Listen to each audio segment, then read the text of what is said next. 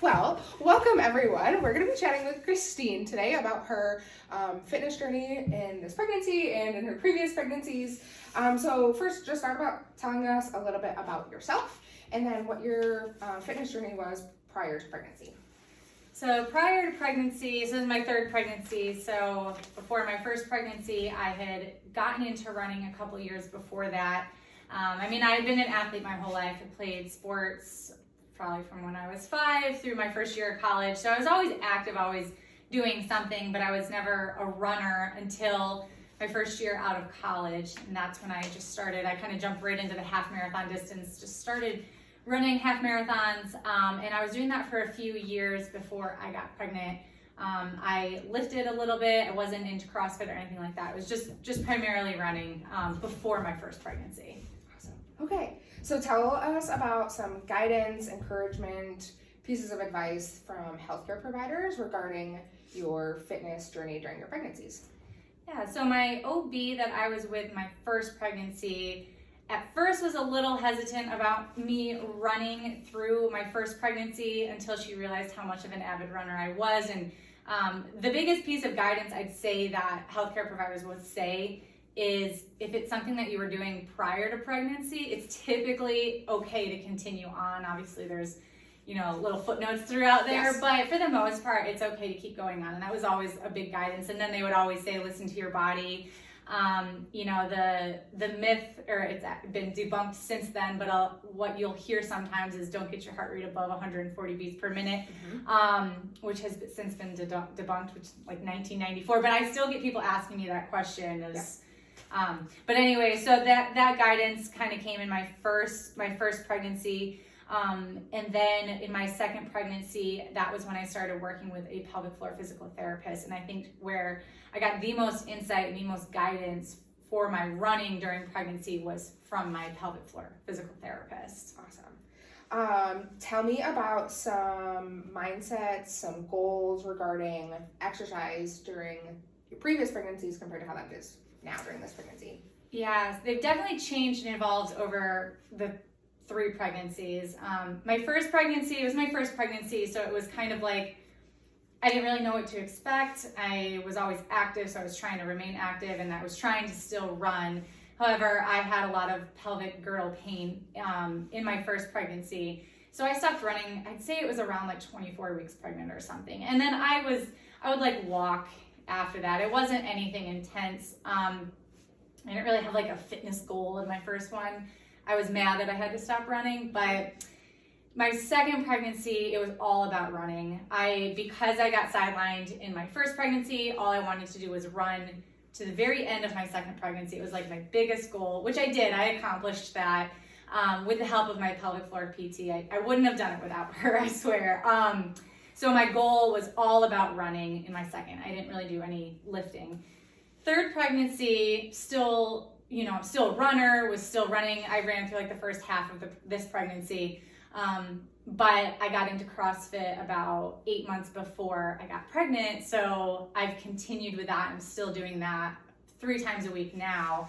And so my goals for this pregnancy, it hasn't been run to the end of this pregnancy. It's honestly just been stay as strong as you can, because I know the impact and the benefits and the advantages of fitness during pregnancy and what that does to your pregnancy, baby's development, labor, delivery, recovery, all of that stuff. I've seen it firsthand and experienced the differences between not doing it and then doing it. So my goal has really just been stay as healthy and strong as you can, and just have fun while doing it. Yeah.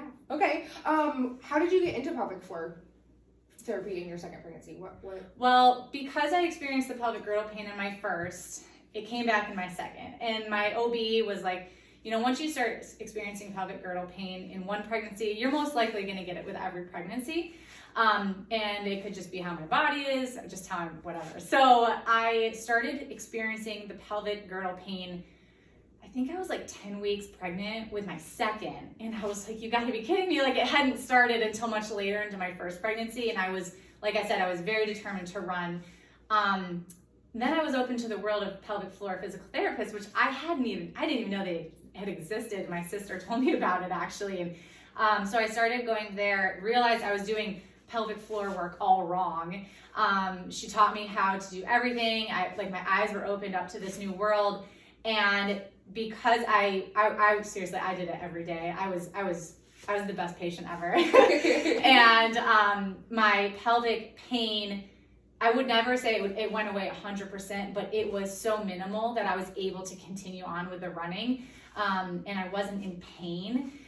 So that it made all the difference, though. That's awesome. Yeah. We love pelvic PTs. Yeah. Tell me how your goals have changed during your prenatal period, from this pregnancy in particular. Like what your goals were when you started this pregnancy versus where they are right now. Yeah. So my goal when I entered into this pregnancy was continue running as long as I can. Because, first and foremost, I'm a runner. Started doing CrossFit about a year ago, but running is like where my heart is at. So obviously I wanted to continue running. But I also wanted to continue on with the CrossFit is because I really enjoy it and I feel so strong while I'm doing it. And so since then though, I wasn't really enjoying running as much. I felt like I didn't have anything to prove to myself or anyone else for that matter with the running, because I was able to accomplish my big goal in my second pregnancy. And the winter, I was just being a baby. It was a rough winter. I just didn't want to run in the winter, I guess. But so my goals in terms of running have changed because I'm not really running much anymore. So that really, and I'm done with running. So I'm like, all right, well, I'm just going to stay strong now. And, I'm doing CrossFit and I'm enjoying that. And I'll go on walks and stuff. And honestly, walks can be more tiring sometimes than anything. It's kind of crazy how I can go into these CrossFit workouts and feel fine. And then I go on a 2-mile walk and dead to the world. But yeah, so I'd say my running goals has probably been the biggest thing that have changed this pregnancy. What was the first CrossFit move that you had to modify? I think burpees. It was, I don't know why I modified it so early, but instead of going down into the push-up, I would just kick back into a plank, hop back up. And then the next thing I modified was box jumps. I had just found, I don't know when that was probably 22 weeks pregnant or so, where I would just, if I was doing a ton of box jumps, and then usually that's paired with something else, right? Like lunges or something. And when I was pairing those, doing a lot of the box jumps, that pelvic girdle pain would come back. So now I just do box step-ups and I don't do any of the, any pull-ups anymore. Cause I felt that core loss, that connection loss. So, I haven't been on the bar in a while. So yeah, it's okay. It's okay. But you're still using a barbell? Yeah, still using a barbell. Definitely. I love using the barbell. Obviously the weight's not what it was prior, to becoming pregnant, but yeah, definitely still using the barbell. I'm still doing cleans. I always thought my stomach would get in the way, but it doesn't. So yeah, I feel pretty strong with it. That's awesome. Tell me about your recovery during your first postpartum period versus what it looked like during your second, and then how you envision it looking this time. Yeah, so with my first pregnancy, I really didn't know anything about pelvic floor, and my doctor cleared me at the 6-week, postpartum checkup. All right, you're cleared for exercise, and I just dove right back into running. I was out there running right at 6 weeks. I'd count myself lucky for not having any pelvic floor dysfunction in my first pregnancy in the postpartum stage, because I didn't do that work during the pregnancy, and then I just went back out and started running right away. Looking back, do you think you had some symptoms that you weren't aware of? It's very possible. Yeah, I honestly can't remember, but it's possible that I did, and I just chalked it up to this is just what it is, and I don't really know any different. I do though remember not feeling great though, and it probably took me about, I would say 11 months postpartum with my first to start feeling like myself again as a runner. And then 11 months postpartum, I got pregnant again. So I never really fully got back to myself, if you know what I mean, in that first pregnancy. The second pregnancy, the postpartum looked very much different than my first, where I felt like $100 after, I delivered. And I know it's from all the work and all the fitness and the running and the pelvic floor work that I did. I did not return to running as soon as I did with my first one. And then I remember feeling like myself as a runner again where it's just like sometimes you go out in those early postpartum months and it's like clunky, you're awkward, your stride is still off, you still have relaxant in your body, you don't feel like yourself. But it did not take me 11 months postpartum with my second. It was probably closer to like 6 months. So I felt much more, the recovery was much faster, and I just felt better in general. And I was doing the pelvic floor work, which obviously makes a big difference with everything. In terms of this postpartum journey, I won't return to running until 12 weeks postpartum. That's when I'll start trying. And I'll do assessments ahead of time to make sure I'm ready with like single leg work and hops and all that kind of stuff, just to assess the heaviness and the pressure, and making sure there's no incontinence and all that kind of stuff, because if you can't handle that, you can't handle running on the road. So I know about all those assessments and tests now, and so that my running portion is it'll be delayed a little bit, but I don't look at my running or my fitness journey and just these short training blocks. I think I want to be doing this when I'm 70 years old. So the postpartum journey and pregnancy, honestly, in general, is such a blink of an eye. When you look back on previous ones, you're like, oh, it was so short. And so like, what's an extra month of not running? Like it's nothing. Give your body what it needs and do the pelvic floor work, and progress up to that running, which a lot of women don't, and everyone's different. Every woman's different. Some women can handle it, some women can't. The majority need that extra time. Absolutely. And so so my running will be delayed. And in terms of CrossFit, I don't know, CrossFit's new to me still, so I will definitely get back into the gym, but we'll see in terms of like how heavy and if I'm throwing the barbell around and that kind of stuff. Yeah, we'll see. Yeah, I'm sure it'll be great. No matter what. Let's talk about the most badass thing that you have done, fitness related, during any of your pregnancies. Well, I don't think anything is going to top the half marathon that I ran in my 3rd trimester of my second pregnancy. That was a really big deal for me, to be able to do it. I was featured on the Today Show for it, and then the Buffalo News did a whole segment on it. So that was like a really awesome. Yeah, it was exciting. And that was honestly what sparked my passion for helping women run throughout their pregnancy, was because I had so many women reach out to me about, wait, you can even run through your pregnancy? Like, it's amazing how many women don't think that you're supposed to do it. And so anyways, that kind of sparked my passion for it. But yeah, I would definitely, I feel like a badass doing CrossFit, but I would definitely say that the half marathon in my 3rd trimester of my second pregnancy is definitely one of my slowest yet my proudest races and experiences. So it's also really cool that you coach women through that. Like a lot of people coach, a lot of like CrossFit coaches or PTs, like they guide people through exercise during their pregnancy, but a lot of us haven't been pregnant and haven't experienced that, but you have that whole other aspect of it.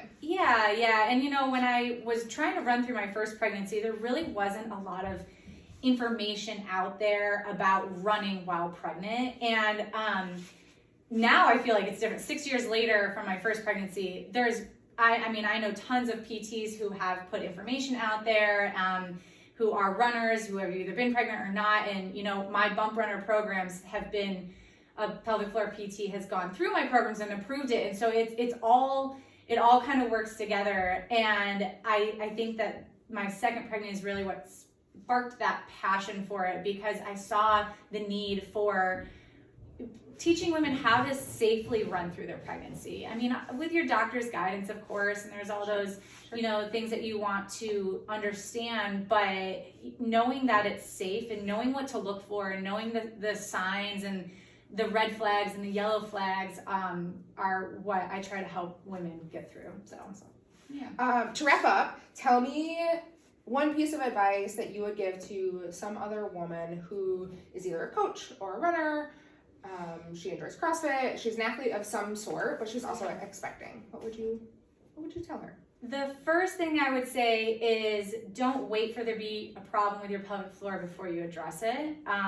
You don't have to have incontinence or pain to work on your pelvic floor, whether your sport is running, CrossFit, boxing, I don't know, whatever you want to do, your pelvic floor is taking a hit, even just from walking, the pressure of baby and everything. And then you add the exercise component on top of it, your pelvic floor is going to take some sort of impact and load, right? So whether you're having discomfort or dysfunction or anything, don't neglect that and don't wait for there to be a problem, because that pelvic floor strength it's not just about the strength, right? It's about learning how to relax, because in order to get baby out, you have to be able to relax those muscles. Sure do. And then that recovery, that muscle memory that you're going to establish throughout your pregnancy is going to come into play in that recovery rehab process. So don't neglect the pelvic floor. I harp on that a lot. I know it sounds annoying, but I've just seen that experience. We harp on that a lot too. I know. Okay. I feel like you have to. And then the second advice I would say is, I would say the first trimester is really hard for everyone, right? And a lot of times women can't or choose not to or don't want to exercise during their first trimester, and so they think that they're done. So that's a big question that I'll get is, hey, I couldn't run throughout my whole first trimester. Can I pick it up in my second trimester? And it's like, well, yeah, you most likely can. Like, don't not exercise because you didn't do much in those first, 6 weeks or so. So if you're getting out there and you're getting that exercise and that movement in, you are going to feel better and have more energy and get through that nausea or fatigue or whatever you're going through. The exercise is going to help. It's the only way I can keep up with my 2 boys is the exercise setting too. I don't know if I would be able to keep up with them without, movement to kind of keep my body going. But some movement is better than others. You don't have to run marathons. You don't have to do CrossFit. Movements, even going on walks and just doing some light body weight, that's better than nothing. And that exercise, they recommend about 150 minutes of exercise per week of moderate intensity. Yep. So, that's not a lot if you break that out into 7 days. It's just a little bit each day is going to go a long way. Awesome. Yeah. Thank you. We really enjoyed this. Welcome. Her social media information will be attached in however we post this. So if you have any questions, you can reach out to her directly. Thank you very much. You're welcome.